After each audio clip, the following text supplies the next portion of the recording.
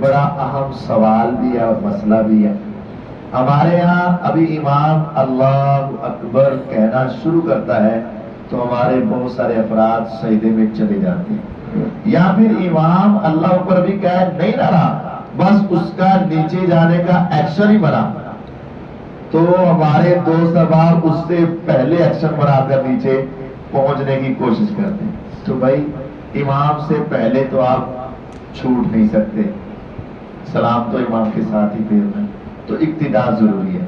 صحیح بخاری میں ہے، صحابہ فرماتے ہیں لم یحنو احد منا ظہرہ حتی یکان نبی صلی اللہ علیہ وسلم ساجدہ، جب تک پیغمبر علیہ السلام اپنی پیشانی سجدے میں نہیں رکھ دیتے تھے ہم پیچھے سے ہلتے بھی نہیں تھے، مڑتے بھی نہیں تھے. جانا تو دور کی بات ہے، ہماری حالت بدلتی نہیں تھی، ہم اپنی کمر کو اس وقت تک نہیں موڑتے تھے جب تک آپ سجدے میں پہنچ نہیں جاتے تھے. تو امام کی ابتدا میں اس وقت آپ نے سجدے میں جانا شروع کرنا ہے، جب امام پہنچ جائے تو اس کے بعد جانے کا آغاز کرنا ہے. امام کے ساتھ ساتھ نہیں، امام کے پیچھے پیچھے نہیں، یہ امام جب پہنچ جائے تو تب آپ نے جانے کا آغاز کرنا ہے. یہ امام کی پیروی ضروری ہے. اٹھتے ہوئے بھی امام جب اٹھ جائے تو اس کے بعد آپ نے اٹھنا ہے. رکوع سجدے سے یا ایک رکعت پڑھ کے جب کھڑا ہو جائے تو تب آپ نے امام کے پیچھے پیچھے دوسری حرکت کو چینج کرنا ہے، امام کے ساتھ ساتھ نہیں کرنا. یہ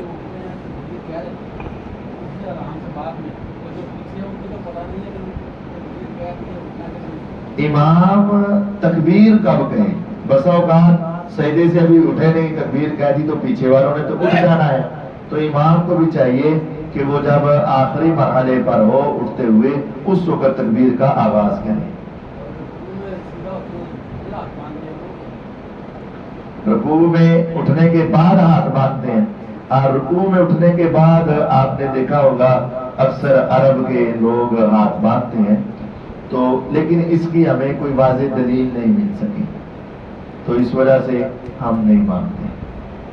لبل بات یہ ہوا کہ میں خود جب استاد صاحب تسبیح پوری کر لیتے ہیں نا، میں اس کے بعد شروع کرتا ہوں. کیا یہ ٹھیک ہے؟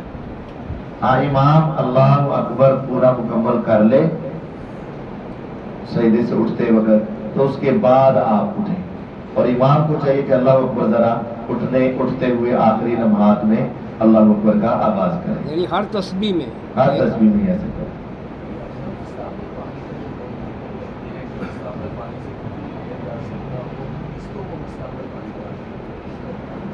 بعض لوگوں کا خیال ہے کہ مائع مستعمل، وہ پانی جو استعمال ہو چکا ہے اس کے ساتھ وضو نہیں ہو سکتا. مائع مستعمل ان لوگوں کے نزدیک وہ ہے، وہ پانی جو عبادت کے طور پر استعمال ہو چکا ہو اسے مائع مستعمل کہتے ہیں. مثلا تقرب الی اللہ کے لیے وضو کرنا عبادت ہے، تو جو پانی آپ نے ہاتھ دھونے میں استعمال کر لیا تو ان کی نزدیک یہ ہے کہ اس کے ساتھ گناہ اترتے ہیں نا، تو یہ گناہوں کی نجاست اس میں چلی گئی، اب آپ اس کو دوسرے حصے میں استعمال نہیں کر سکتے. لیکن یہ بات درست نہیں ہے. دیکھیں اگر ایسی بات ہی ہو تو ہاتھ دھوئے، سارا پانی تو نہیں اترا، کچھ نہ کچھ گیلا ہے تو پانی تو لگا رہے گا، تو جب آپ اس کے ساتھ کلی کریں گے تو وہ پانی تو اس کے ساتھ اٹیچ ہو گیا. پھر آپ نے چہرہ دھویا، ہاتھ گیلے تو ہوں گے نا، جب آپ بازو دھوئیں گے تو جب آپ نے سر کا مسح کیا پھر اس کے بعد پاؤں دھوئیں گے. تو یہ کہنا کہ جو مائع مستعمل ہو وہ آگے استعمال نہیں کر سکتے تو یہ بالکل غلط بات ہے. اور دیکھیں حضور جب غسل کرتے تو غسل کرتے وقت بھی تو عبادت کے لیے نا، ہم عبادت کر رہے ہیں، غسل بھی عبادت. تو آپ اپنا ہاتھ اس ٹب میں یا بالٹی میں ڈالتے ہیں، اس کے ساتھ ایک مرتبہ وہ ڈونگا لے لیا، دوبارہ پھر اپنا ہاتھ ڈال دیں. اگر مائع مستعمل ناپاک ہو تو پھر تو وہ سارا ٹب کیا ہو گیا، تو پھر تو آپ نہا ہی نہیں سکتے. تو یہ بات درست نہیں. ہاں، مائع مستعمل کی تعریف ان کے یہاں یہ ہے، جو پانی تقرب الی اللہ کے لیے استعمال کیا جائے وہ مائع مستعمل ہے. ہاتھ گھسیٹتے ہیں سجدے کے ٹائم وہ کیا؟ سجدے میں جاتے ہیں تو وہ ہاتھ گھسیٹتے ہوئے آگے جاتے ہیں، تو وہ گھسیٹنے نہیں چاہیے، بہرحال آہستہ سے پہلے قریب انسان اپنے ہاتھ لگا لیتا ہے بیٹھتے وقت اور پھر اٹھا کر آگے لے جانا، اٹھا کر آگے لے جانا۔ ایگزیکٹلی وہی جگہ پہ رکھ دے جہاں سجدہ کرے تو کوئی بات نہیں۔ وہ کیفیت اچھی نہیں بنے گی، اگر ڈائریکٹ ہی وہاں رکھتے ہیں نا تو وہ مشکل کیفیت بنے جو گی۔ بندہ کمزور ہے نا کمر کا یا جوڑوں کا، وہ ایک ہی دفعہ آگے کا کرتے ہاتھ وہ سہارا مشکل ہوتی ہے، یا پھر وہ دڑام سے گرے گا تو وہ بھی درست نہیں ہے۔ ہاں، ایک ہے عورت اور مرد کی نماز کی ادائیگی اور ایک ہے نماز کی شرائط، یہ دو الگ چیزیں ہیں۔ ایک ہے نماز سے پہلے کی شرائط اور ایک ہے نماز کے ارکان کی ادائیگی۔ شرائط میں بہت فرق ہے لیکن ادائیگی میں کوئی فرق نہیں ہے۔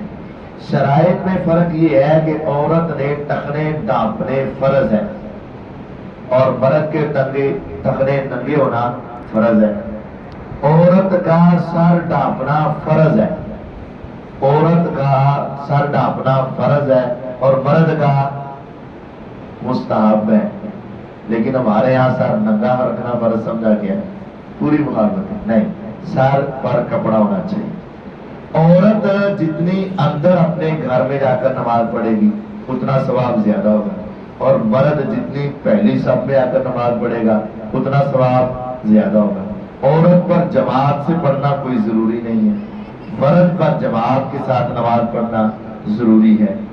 تو یہ نماز سے پہلے کی شرائط، آداب، احکامات ہیں، اس میں بہت فرق ہے، لباس میں فرق ہے، لیکن جب اللہ اکبر کہنا ہے نا، یعنی نماز کی ادائیگی کرنی ہے، پھر ادائیگی نماز مرد اور عورت کی سلام تک ایک ہے، اس میں کوئی فرق نہیں۔ نماز کے شرائط میں، آداب میں فرق ہے اور وہ کرنا ضروری ہے۔ اگر عورت ننگے سر نماز پڑھے نہیں ہوگی، مرد پڑھے ہو جائے گی۔ اگر عورت اپنا ٹخنا ننگا کر کے پڑھے نماز درست نہیں ہے، اور مرد ٹخنا ڈھانپ کر پڑھے تو درست نہیں ہے۔ تو یہ فرق ہے، لیکن نماز کے ادا کرنے میں، قیام میں، رکوع میں، سجدے میں، تشہد میں، یہ ادائیگی نماز میں کوئی فرق نہیں۔ عورت جوڑا کرتی ہیں بالوں کا تو یہ کر سکتی ہے، لیکن نماز میں اس کے کھولنا ضروری ہے۔ عام حالت میں عورت اپنے سر کا جوڑا کر سکتی ہیں، کوئی گناہ نہیں ہے، لیکن دوران نماز اسے کھولنا ضروری ہے۔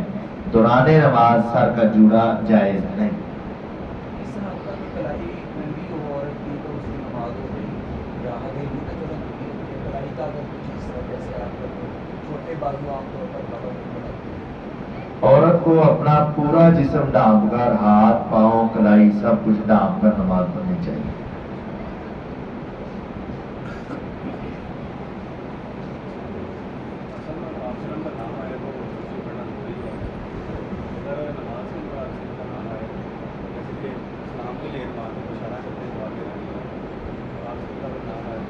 اگر دوران نماز نبی کریم صلی اللہ علیہ وسلم کا نام سن جائے تو کیا کریں؟ درود پڑھ لیں، کوئی بات نہیں، اب دوران نماز ہی درود پڑھ لیں، صلی اللہ علیہ وسلم کہیں اور اپنی باقی نماز جاری رکھیں، کوئی حرج نہیں۔ ہاں، دوران نماز اگر کوئی سلام کہے تو کیا کریں؟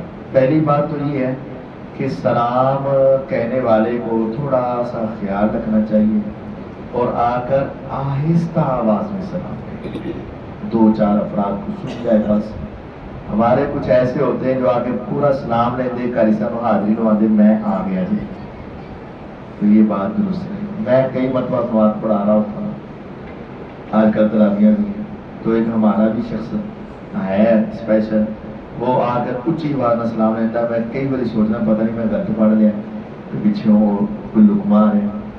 کل پرسوں میں نماز تراویح پڑھا دیا تو وہ بندہ کہ وہ ہیلو ہیلو پیچھے، میں رک گیا، میں کہ شاید انہوں کہہ رہے ہیلو ہے، यकीन जानो। तो ये पीछे वालों का ना बड़ा ख्याल रखना चाहिए। बड़ा सलाम लेना अगरचे जायज है, लेकिन आहिस्ता आवाज में, एक दो को सुन जाए तुम्हें सवाब मिल जाएगा। और जिनको सुन रहा है वो जबान से जवाब नहीं देंगे, वो अपनी उंगली का इशारा या अपने हाथ का इशारा करके सलाम का जवाब देंगे। बस अपनी बाकी नमाज जारी रखें।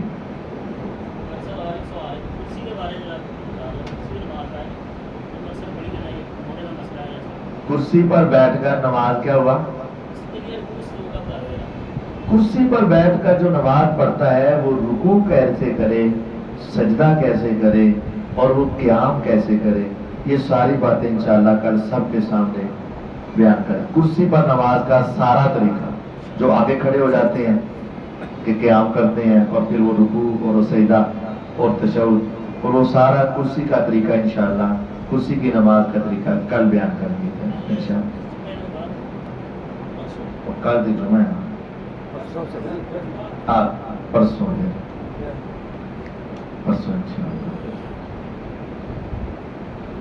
और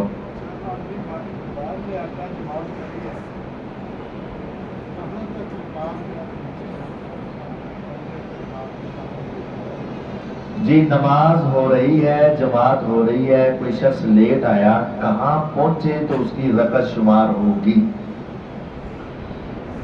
अगर वो सूरतुल फातिहा पढ़ेगा तो उसकी रकत शुमार होगी, अगर रकू में मिलेगा तो उसकी वो रकत शुमार नहीं होगी, क्योंकि उसके दो रुकन रह गए, एक क़याम रह गया और एक सूरत फातिहा रह गई। तो रुकू में मिलने से नमाज की वो रकत शुमार नहीं होगी, सवाब मिलेगा जितना पड़ेगा। सजदे में मिलने से वो रकत शुमार नहीं होगी, सवाब मिलेगा। इसी तरह बाज़ लोग क़याम में मिल तो जाते हैं, लेकिन अभी अल्लाहु अकबर किया, औज़ुबिल्लाह बिस्मिल्लाह पढ़ी और इमाम रुकू में चला गया। अब क्या होता है, या तो फौरन रुकू में जाएगा तो यहाँ अपनी पूरी फातिहा पढ़ के जाएगा। हमारे यहाँ कोशिश होती है फातिहा पढ़ ही नहीं है, लेकिन एक तो उसमें स्पीड इतनी होती है कि वो गलत है, और दूसरा फिर जितनी देर में ये रुकू में जाते हैं उतनी देर में इमाम साहब ऊपर उठ जाते हैं, फिर ये रुकू में बड़ी स्पीड लगाते हैं, जितनी देर में ये उठते हैं उतनी देर में इमाम सजदे में चले जाते हैं। तो ये फिर ये भागम दौड़ी रहती है। तो इससे बेहतर है कि आप आराम सुकून तसल्ली के साथ इमाम की इक्तिदा करें और ये रकत आप दोबारा पढ़ लें। क्या हुआ, कितना वक्त लगेगा, 2 मिनट लगेंगे। तो नमाज इत्मीनान, एतदाल, सुकून से तसल्ली से अदा करनी चाहिए। हालांकि आपने ये फरमाया है जब तुम नमाज के लिए आ रहे हो तो बाज़ लोग ना पीछे से, और पता है कि वो करीसा ने कह रहे कुल हुवल्लाहु अहद शुरू कर ली, ऐ दरवा देते हैं, यानी कि मेरे जाते जाते उन करीसा में जल्दी तो पीछे से दौड़ लगा देते हैं, ये तेज तेज दौड़ते हैं, आवाज आ रही होती है कि बंदा। तो आपने फरमाया अलैकुम बिस्सकीनति वल वक़ार, ऐ मेरे सहाबा जब नमाज के लिए आओ ना आराम ना हो, सुकून ना, स्लो मोशन, तसल्ली ना, तुम्हारे ऊपर सकीनत और वक़ार हो। फमा अदरकतुम फसल्लू वमा फातकुम फातिमू, जड़ी मिल जाए पढ़ लेना, जड़ी रह जाए बाचो पढ़ लेना। दौड़ने की भागने की जरूरत नहीं। जब तुम घर से नमाज की नियत करके आ गए तुम्हारी नमाज लिख दी गई। जो शख्स जमात की नियत करके आता है आगे से जमात खत्म भी हो गई तब भी उसे जमात का सवाब मिल जाएगा। तो आप आराम से सुकून से आए, जितनी मिल जाए आराम से पढ़े, जो रह जाए वो